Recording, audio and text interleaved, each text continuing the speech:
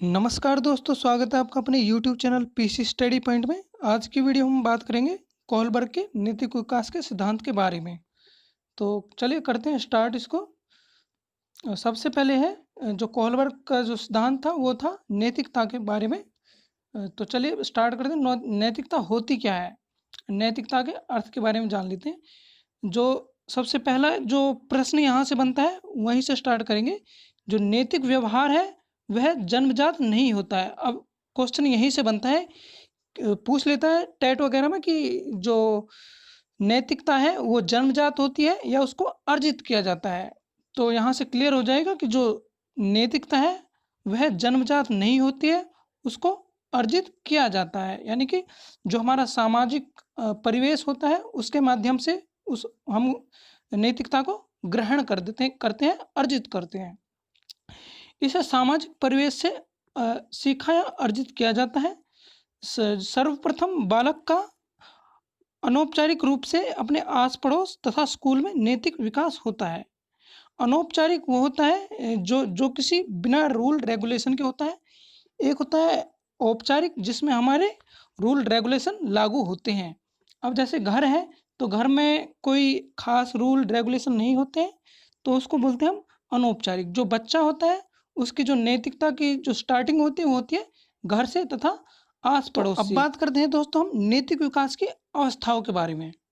जो कोहलबर्ग थे इन्होंने नैतिक विकास की कुल 6 अवस्थाएं बताई थी, जिन्होंने इनको 3-3 अवस्थाओं में बाँट दिया है। यानी कि इन्होंने 6 अवस्थाएं टोटल बताई थी और इन 6 अवस्थाओं को इन्हें 2-2 अवस्थाओं में एक साथ रख कर के कुल इनके 3 स्तर बना दिए गए।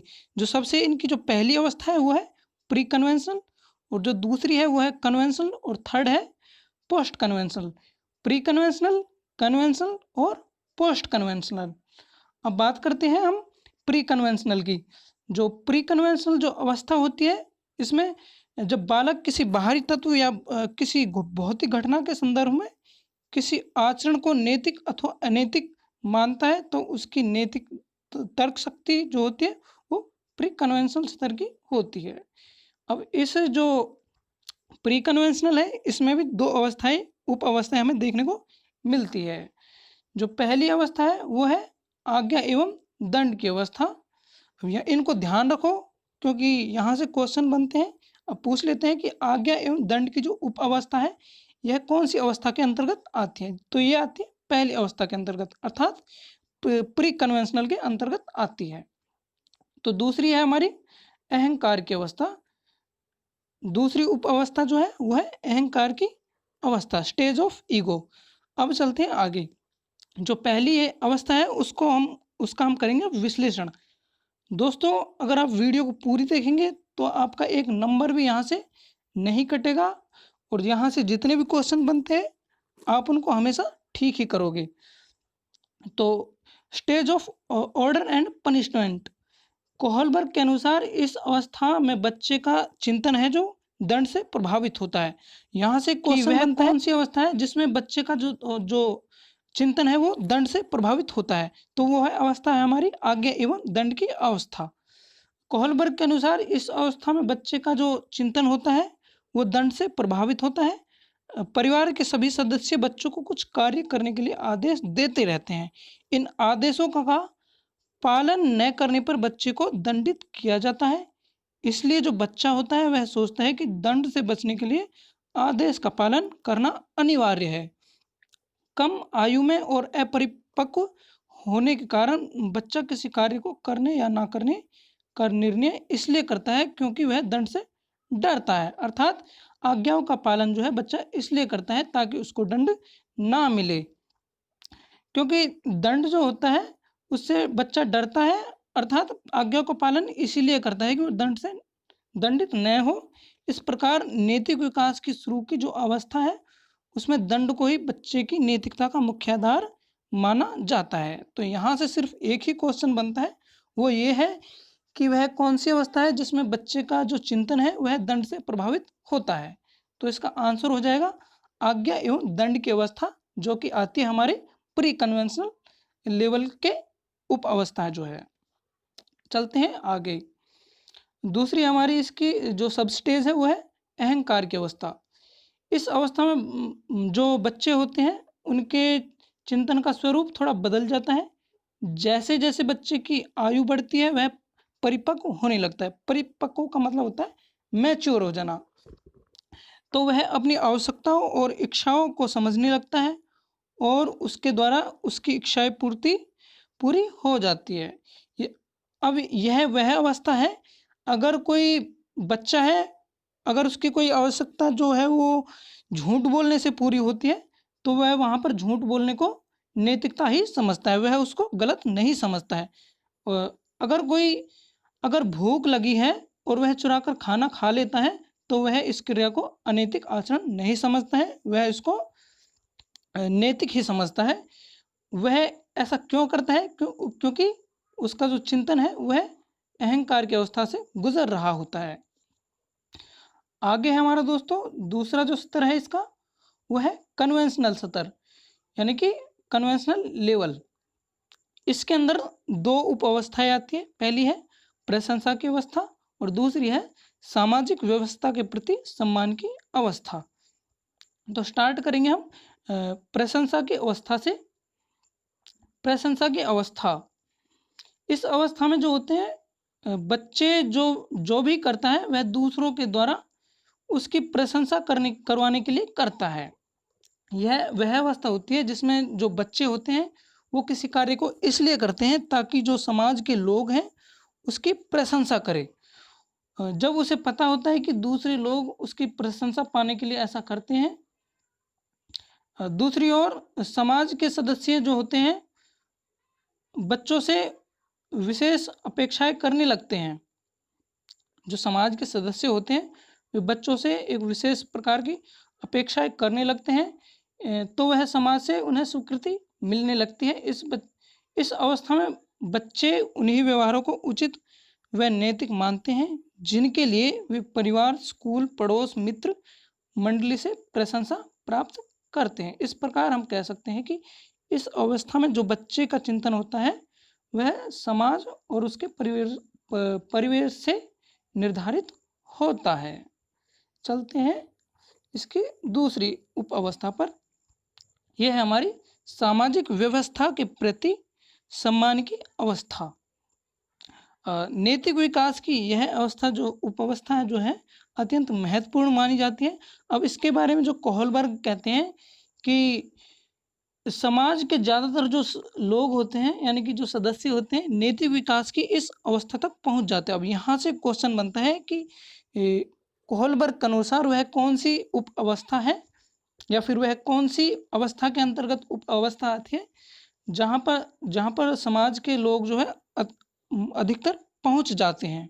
तो वो है सामाजिक व्यवस्था के प्रति सम्मान की अवस्था। तो आगे है, इस अवस्था में प्रवेश से पहले बालक समाज को केवल इसलिए महत्वपूर्ण मानता है कि वह उसकी प्रशंसा करता है। जो हमारी इससे पहले की अवस्था थी वो उसमें जो बच्चा था वो चाहता था कि समाज जो है उसकी प्रशंसा करे, वो सिर्फ इसलिए उसको महत्वपूर्ण समझता था। लेकिन जो यह अवस्था है इसमें वो कहता है कि लेकिन वह समाज को स्वयं लक्ष्य मानने लगता है। इस अवस्था में पहुंचकर स्वयं यह समझने लगता है कि सामाजिक नियमों के विरुद्ध प्रत्येक कार्य को अनैतिक मानने लगता है। अब जो इससे पहले की जो अवस्था थी उसमें बच्चा क्या करता है कि अगर उसको भूख लगती है तो वो किसी चीज़ को चुरा करके खा लेता है, तो वो उसको अनैतिक नहीं मानता है, उसको नैतिक मानता है। लेकिन जो ये वाली अवस्था है इसमें जो उसका चिंतन का जो स्वरूप है वो थोड़ा बदल गया है। तो यहाँ पर सोचता है कि जितने भी सामाजिक नियम होते हैं अगर हम उनके विरुद्ध कोई कार्य करते हैं तो सारे कार्य अनैतिक कहलाते हैं। इस प्रकार हम देखते हैं कि कोहलबर्ग ने नैतिक विकास की जो अवस्थाएं हैं उनका क्रमिक अध्ययन किया है। आगे है दोस्तों लास्ट की जो अवस्था है हमारी वो है पोस्ट कन्वेंशनल लेवल। कोहलबर्ग ने अपने तीसरे स्तर को भी दो अवस्थाओं में बांटा है। एक बात और ध्यान रखना दोस्तों, अगर एग्जाम में पूछा जाए कि अवस्थाओं के बारे में पूछा जाए कि जो कोहलबर्ग थे उन्होंने कितनी अवस्थाएं बताई हैं तो उसका आंसर हो जाएगा 3। लेकिन वो पूछे कि उप अवस्थाएं कितनी बताई हैं, तो उप अवस्थाएं हो जाएंगी दोस्तों 6, क्योंकि उन्होंने 3 जो स्तर बताए हैं उनमें इन सब की 2-2 उप अवस्थाएं भी बताई है। तो टोटल उप अवस्थाएं हैं 6 और अवस्थाएं हैं 3। हाँ, तो लास्ट की चल रही है हमारी तीसरी वाली है पोस्ट कन्वेंशनल सत्र। पोस्ट कन्वेंशनल सत्र के बारे में बात कर रहे हैं। तो इसका जो पहला जो है उप अवस्था है वो है सामाजिक समझौते की आवश्यक अवस्था, और दूसरी है विवेक की आवश्यक अवस्था। अब बात करेंगे हम सामाजिक समझौते की अवस्था के बारे में। इस अवस्था तक आते आते जो व्यक्ति को नैतिक चिंतन की दशा में पर्याप्त परिवर्तन आ जाते हैं, अर्थात जो उनके सोचने की जो शक्ति है उसमें पर्याप्त परिवर्तन आ जाते हैं। अब व्यक्ति जो है परस्पर लेन देन में विश्वास करने लगता है कि व्यक्ति व समाज के बीच एक समझौता होता है। इस स्टेज पर आकर के जो बच्चा है वो समझने लगता है कि व्यक्ति और समाज के बीच में एक समझौता होता है। यहाँ से क्वेश्चन बनता है, व्यक्ति यह मानने लगता है कि व्यक्ति को सामाजिक नियमों का पालन इसलिए करना चाहिए क्योंकि समाज हमारे हितों की रक्षा करता है। वो हमारा दायित्व यह हमारा दायित्व बनता है कि हम समाज के नियमों का पालन करें। अगर व्यक्ति सामाजिक नियमों का पालन नहीं करता तो व्यक्ति व समाज के जो बीच का जो संबंध होता है, जो समझौता होता है, वह टूट जाता है। अतः अपने नियमों, परंपराओं, कानूनों के द्वारा समाज व्यक्ति को स्वतंत्रता, अधिकार और सुरक्षा देता है। अतः ऐसे नियमों का उल्लंघन करना अनैतिक कार्य माना जाता है। अब दोस्तों लास्ट की जो इसकी सब स्टेज है वो है विवेक की अवस्था। के अनुसार नैतिक विकास की छठी व अंतिम उप अवस्था है यही है, क्योंकि इस अवस्था में पहुंचने पर जो व्यक्ति होता है उसका नैतिकता के बारे में अपना दृष्टिकोण विकसित हो जाता है, वह अपना दृष्टिकोण विकसित कर लेता है।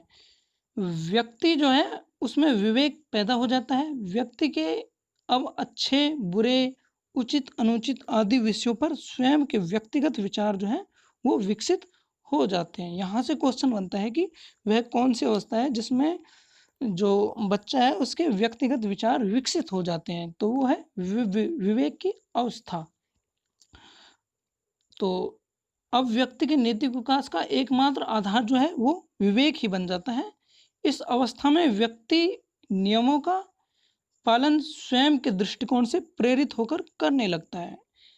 इस अवस्था में जो व्यक्ति होता है अब नियमों की वैधता को भी चुनौती देने लगता है, अर्थात अगर कोई नियम उसको लगता है कि यह सही नहीं है तो वह उसको भी चुनौती देने लगता है कि यह गलत है, अगर सही है तो इसको सिद्ध करिए, क्योंकि वे नियम उसके विवेक से मेल नहीं खाते हैं।